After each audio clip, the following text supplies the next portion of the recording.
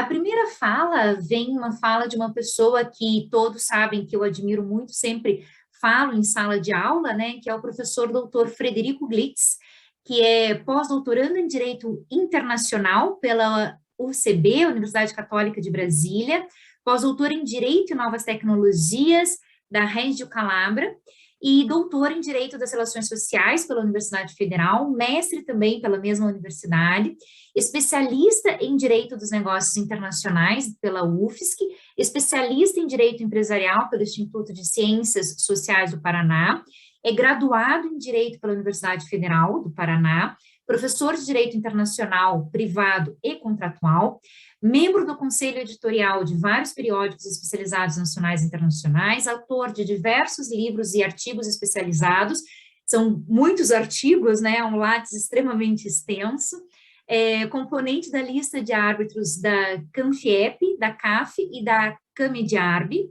presidente da Comissão de Educação Jurídica da UAB, pesquisador do Núcleo de Estudos em Direito Civil Constitucional da Universidade Federal do Paraná e diretor de Relações Institucionais do IBD-CONT. Então, passo a palavra ao professor Dr. Frederico Glitz, que vai aqui nos brindar um pouco com os seus ensinamentos e o seu conhecimento.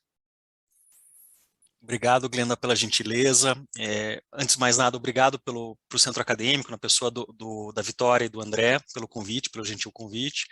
É uma honra estar aqui ladeado dessas mulheres tão incríveis, da Laís, que entende tanto desse assunto que vocês vão ver na sequência, e que foi muito gentil de me permitir falar um pouquinho antes, justamente em razão de um outro compromisso que eu tenho.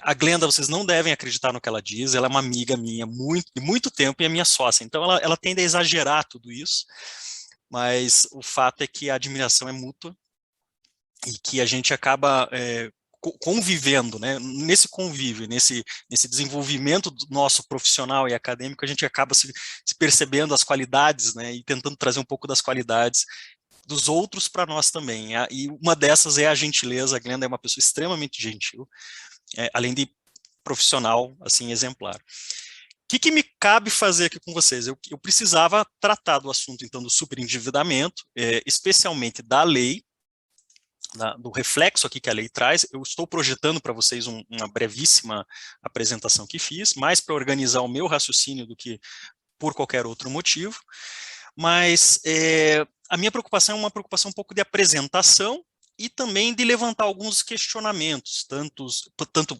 positivos, né, dessa legislação, da visão que essa legislação traz para a gente, mas também alguns aspectos que me preocupam um pouco de como vai ser o futuro. Para fazer isso, eu acho que cabe bem a gente fazer um panorama geral dessa legislação, né, e alguns aspectos muito precisos dela, e que eu convido vocês a visitarem nesse QR Code que está ali. Ele vai caminhar diretamente para a lei, que nada mais é do que uma lei que reforma o Código de Defesa do Consumidor. Então, embora ela seja chamada de lei do superendividamento, na prática, o que ela está fazendo é ampliar aí o tratamento, criar o tratamento do superendividamento e ampliar o Código de Defesa do Consumidor. O que é interessante é que ela faz isso através, basicamente, de 4 diretrizes, né? Então, ela vai abordar o tema do superendividamento desde o aspecto da política nacional das relações de consumo, dos direitos básicos do consumidor. Então ela vai fazendo inserções pontuais nesses aspectos, das cláusulas abusivas e, daí de um aspecto muito mais geral e uma construção muito mais robusta, da prevenção e tratamento do superendividamento, e dando tratamento, inclusive, procedimental para isso. O que me parece que essa lei traz de possibilidades? E aqui, quando eu digo possibilidades, são aqueles aspectos que a gente deve sempre destacar, que a gente, quando estiver estudando, deve buscar entender e dar uma amplitude maior, porque são os pontos fundamentais dela. Pelo menos os que eu identifiquei, com certeza a Laís vai ter um olhar até mais preciso que o meu. Em um primeiro aspecto, eu destacaria para vocês o artigo 4º, que trabalha com, então, o Sistema Nacional de Consumo, e que fala expressamente que serão adotados, ou devem ser adotados pelo Estado, então uma imposição ao Estado, um dever, de ações voltadas à educação financeira e ambiental. E aqui me parece que tem algo que o legislador foi especialmente feliz, que foi ligar não só a questão do superendividamento, não é só uma questão de matemática financeira, de receber mais do que gasta, mas também de pensar o próprio consumo. E aí a questão ambiental entra num contexto muito interessante, como, por exemplo, da obsolescência programada, ou do greenwashing, ou de todas essas lógicas que a gente é levado a acreditar por uma série de ferramentas, de que a gente precisa consumir para a gente se realizar, né? Que a gente precisa ter para ser, o que a gente sabe não é propriamente verdade. Então, essa ligação entre as duas e através da lógica da política, me parece que é um ponto que deve ser destacado. O outro ponto é trabalhar de novo com a educação financeira, e eu pessoalmente senti falta aqui da questão ambiental, mas a educação financeira voltando daí como um direito básico do consumidor. Isso a gente já sabe que existiria, pelo menos sob o viés da informação, mas a educação financeira sendo um direito básico do consumidor. E o acesso à informação, e uma informação, inclusive, qualificada. Ela vai falar a legislação vai trabalhar lá na frente com, por exemplo, a explicação mais detalhada, a depender do tipo do consumidor envolvido. Então, trabalhando isso já num nível de direito básico do consumidor. Na sequência, me parece que há um ponto também que eu pessoalmente, eu não sei dizer para os senhores se isso vem sendo discutido neste nível, mas me chamou a atenção porque eu identifiquei ali no artigo 54A, novo artigo 54A do CDC, um outro conceito de consumidor. E aí, quem estuda de consumidor sabe que não existe um consumidor no Brasil, existem consumidores, né? Existem vários conceitos possíveis, e aqui a gente tem um consumidor que incorpora a lógica da supervulnerabilidade, ou da vulnerabilidade, ou da hipervulnerabilidade, dependendo do autor que chama, mas o que é interessante aqui é que é um consumidor muito qualificado, ele é muito específico, esse consumidor. Então, por exemplo, é a pessoa física, diz a legislação, que não tem condições de arcar com todos o seu ônus, né, com todas as despesas que criou para o seu próprio consumo, afastando aqueles que contrataram dolosamente, imaginando que não pagariam, mas também afastando, em um dos outros parágrafos, serviços e produtos de alto luxo.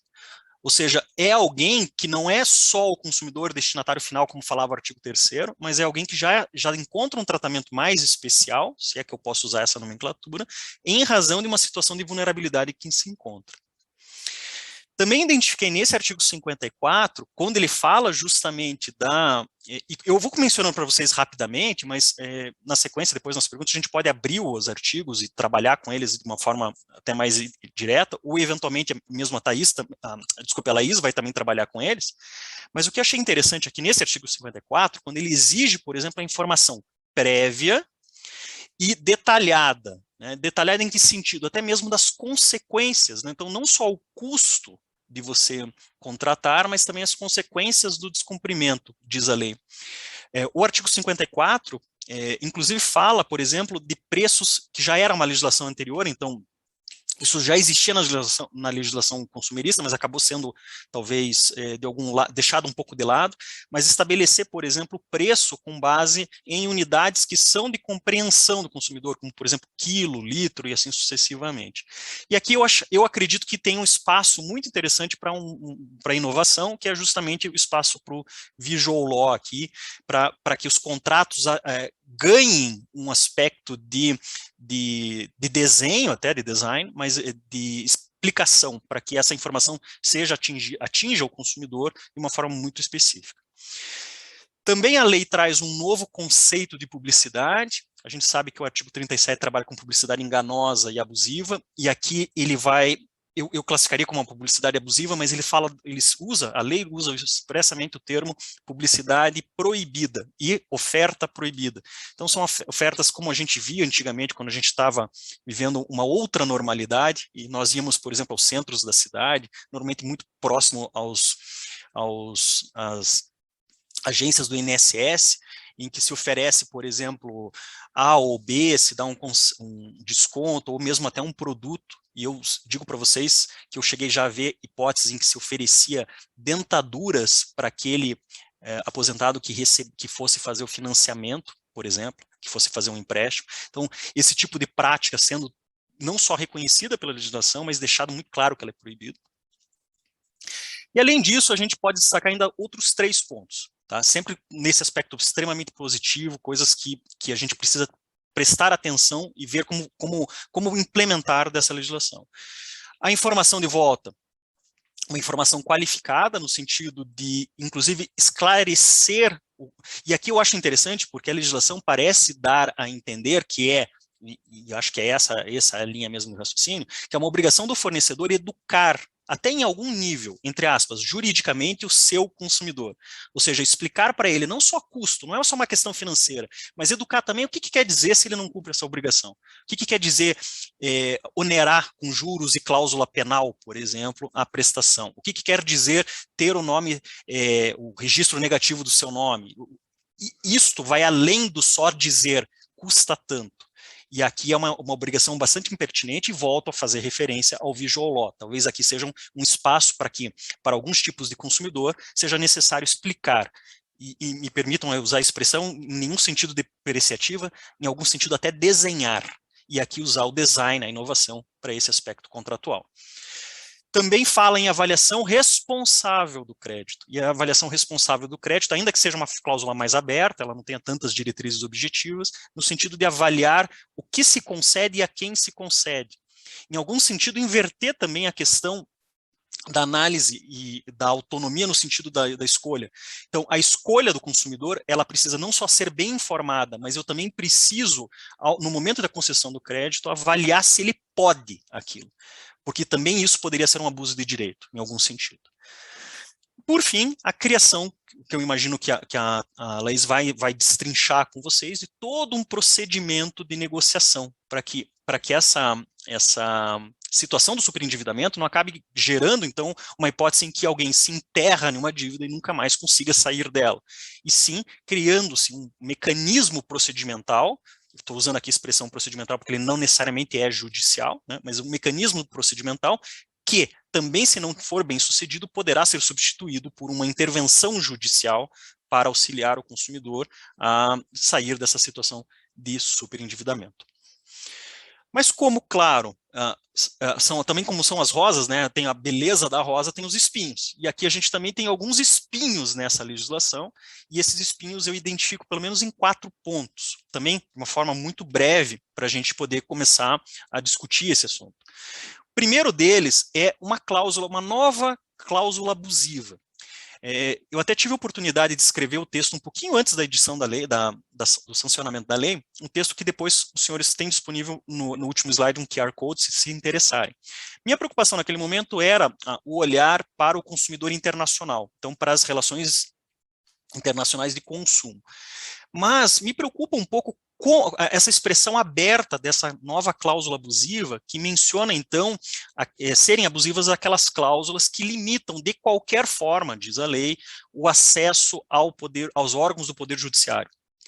E aqui me preocupa um pouco que ela seja que essa redação seja, de alguma forma, interpretada em um sentido negativo de outras alternativas para a solução de conflitos, como, por exemplo, mediações de consumo. A gente viu várias e várias práticas, por exemplo, de feirões de negociação patrocinados por associações de consumo e pelo PROCON, o que pode ser um problema, dependendo de como se interpretar essa cláusula, se for interpretada de forma muito literal, mas também, principalmente, por iniciativas super importantes, inclusive promovidas pelo PROCON e pelo Ministério da Justiça, como, por exemplo, consumidor.gov, que pode servir também para resolver de forma até, inclusive, bastante simples e não onerosa ao consumidor situações de conflito. Então, me preocupa, por exemplo, como que isso pode ser eventualmente interpretado. Se uma cláusula dizendo que eu preciso passar, por exemplo, pelo consumidor.gov.br, que eventualmente pode ser bastante benéfico ao consumidor, não seja interpretado como uma cláusula abusiva. Então, aqui eu acho que a gente vai ter que ponderar um pouco e ver o que a prática judiciária, principalmente, vai refletir.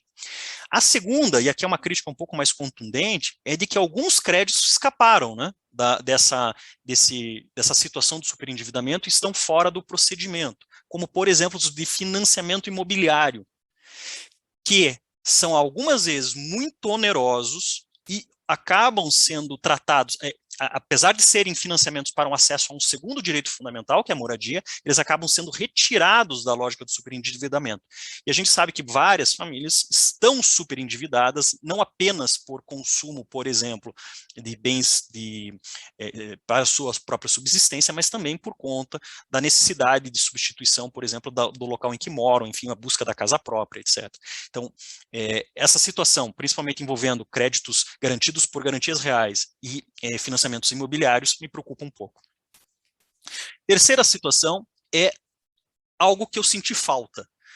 A legislação não fala, não dá uma consequência para caso o consumidor não cumpra o plano de recuperação. Ela exige que o consumidor se proponha um plano, que ele tente resolver essa dívida dele em até 5 anos, mas no fim das contas não diz o que acontece se ele não o fizer. E o que me causa um pouco de preocupação é que eventualmente isso venha a ser confundido com uma espécie de confissão do estado de insolvabilidade e eventualmente alguém declare uma insolvência civil desse consumidor, obviamente acabando com qualquer chance de ele vir a recuperar o seu crédito. E em quarto e último lugar, a lógica do próprio plano de recuperação. O plano de recuperação, em um determinado momento, se ele não se obtém um êxito nele, isso pode vir a motivar, então, a intervenção judicial para que seja revista a dívida a patamares mais condizentes com o cumprimento das obrigações. E dentro desta lógica, o próprio dispositivo do artigo 104b trabalha com o que é minimamente garantido ao fornecedor, o que é extremamente louvável do ponto de vista do Código de Defesa do Consumidor, tentando estabelecer uma espécie de equilíbrio entre consumidor e fornecedor. O problema é que, algumas vezes, a gente vê que o mínimo, né, essa situação, por exemplo, de mera atualização monetária, o mero fato da dívida, ainda que não ganhe em poder de compra, mas dela crescer em algum sentido, ainda mais em um período inflacionário que infelizmente está a bater as nossas portas, pode vir a ser um problema. E aí me preocupa se amarrar muito as mãos do juiz nesse momento de intervenção não pode vir a ser um problema para o próprio projeto que se propõe de solucionar o superendividamento. Feita essa análise, me perdoem pela rapidez, porque a gente quer passar tanta informação e a gente tenta fazer elas ficarem concisas até para respeitar o prazo que nos foi dado. Então seriam essas as minhas preocupações no último momento, mas antes delas, aqueles pontos que eu destacaria aos senhores de que são extremamente importantes dentro dessa legislação. E dito isso, só posso agradecer a atenção que eu recebi. Eu fico muito feliz de estar tão bem acompanhado aqui, de ter recebido esse convite do Centro Acadêmico, e fico à disposição para, eventualmente, conversar mais um pouco com vocês. Obrigado. Glenda, devolvo a palavra para ti.